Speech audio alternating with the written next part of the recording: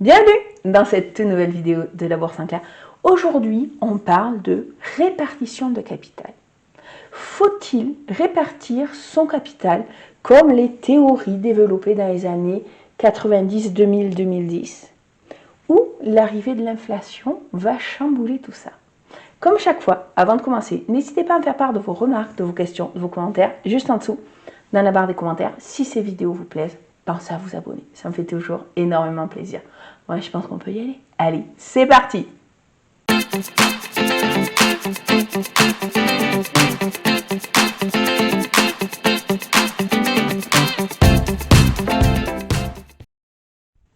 La répartition de capital, c'est quoi?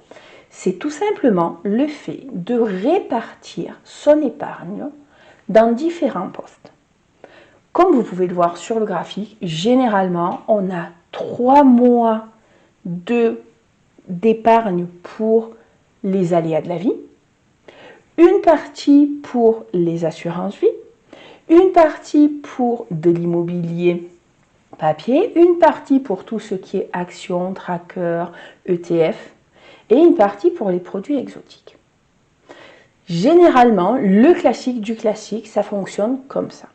Est-ce qu'aujourd'hui, avec une inflation à 6%, à plus de 6% pour l'année 2022, est-ce que c'est encore valable? Donc, commençons avec l'épargne de précaution. Généralement, on dit qu'il faut avoir 3 mois d'avance. Oui, mais le souci qu'il y a, c'est que actuellement, lorsque les personnes sont au chômage, elles y restent en moyenne pour 14 mois. 14 mois avant de retrouver une activité. Donc, je veux bien qu'il y ait les aides de Pôle emploi. Malgré tout, vu le délai qu'il y a en France avant de retrouver un emploi, 3 mois de caisse de secours, c'est un petit peu juste. Sachant qu'en plus, nous avons l'inflation.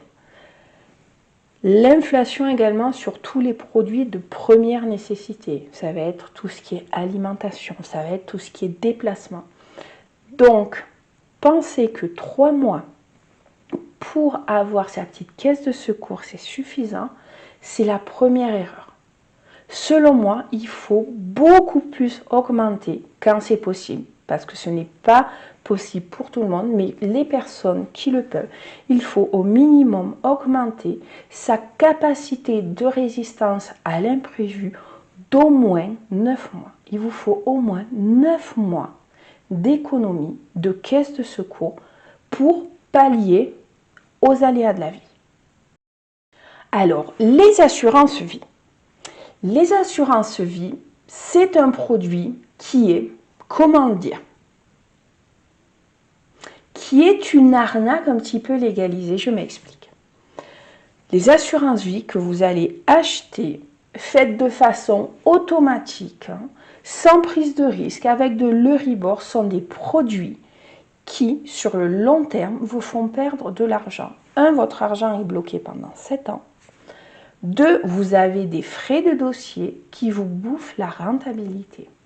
Donc, à moins de connaître un courtier en assurance vie qui a vraiment des produits exceptionnels, les assurances vie qu'on vous vend comme ça dans tous les instituts bancaires, oubliez.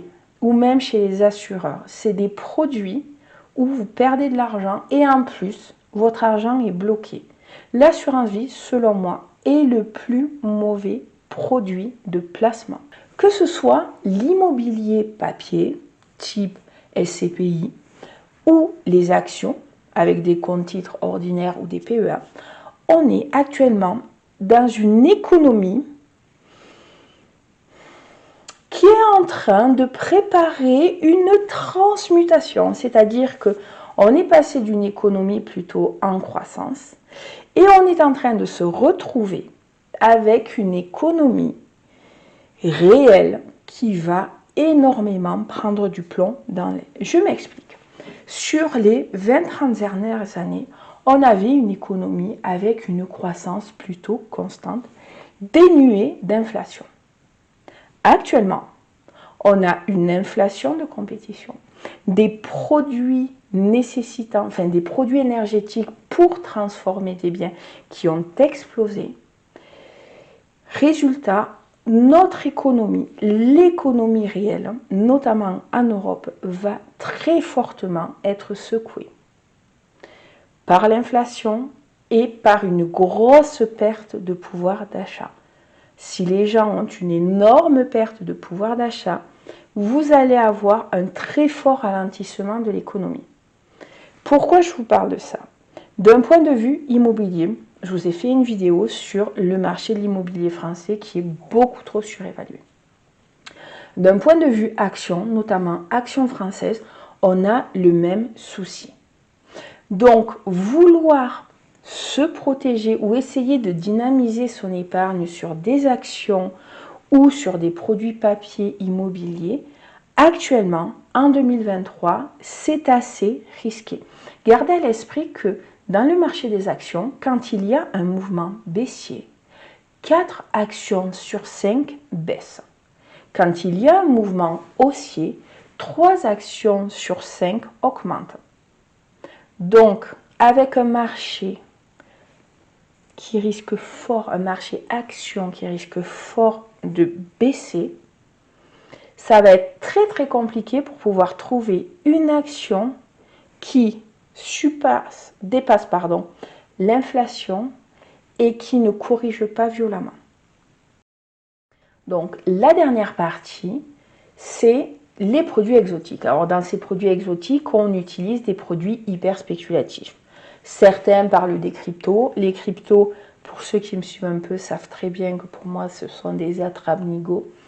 FTX nous a montré le sérieux du milieu. C'est un milieu qui n'est pas réglementé, voilà. Tant que ce milieu ne sera pas réglementé, vous prenez d'énormes risques pour très peu de résultats. L'or est aussi, par certains, mis en produit exotique. Sincèrement, je pense que l'or est un produit qui est anti-crise. C'est quand on va l'acheter, quand on va se positionner. Si vous analysez les cotations de l'or sur 20 ans, faites un parallèle avec l'indice CAC 40. Vous constaterez que lorsque l'indice CAC 40 baisse, l'or en fait de même. Donc, l'or est vraiment un produit de base pour lutter contre l'inflation. Si vous devez en acheter, pensez à le corréler avec le CAC 40. Vous croisez les courbes. Donc, pour résumer, la répartition de capital, ce système qui a été développé dans des périodes dénuées d'inflation, va se retrouver confronté à la période de forte inflation. Ce système, selon moi, ne tiendra pas le coup face à une forte inflation. Qu'est-ce qu'il faut mieux faire, vous allez me dire? Le mieux, selon moi, est de rester liquide, d'augmenter sa caisse de survie, de au cas où, de rester liquide. Et lorsque les conditions seront beaucoup plus favorables d'ici plusieurs années, garder cette liquidité pour pouvoir aller sur les marchés financiers. Lorsque l'or sera à son juste cours, pouvoir sécuriser une partie de son épargne avec de l'or. Et pour l'inflation qu'il y a maintenant, l'année dernière, les années à venir, adopter des stratégies beaucoup plus agressives, c'est-à-dire mettre une toute petite partie de votre capital et aller chercher dans des actions beaucoup plus agressives sur les marchés, soit dans des mouvements baissiers, soit en faisant du trading sur certains types de marchés, ce que l'inflation est en train de vous manger. J'espère que cette vidéo vous aura permis d'y voir un petit peu plus clair. Je vous dis à la semaine prochaine pour une nouvelle vidéo de la Bourse en clair. Ciao, ciao!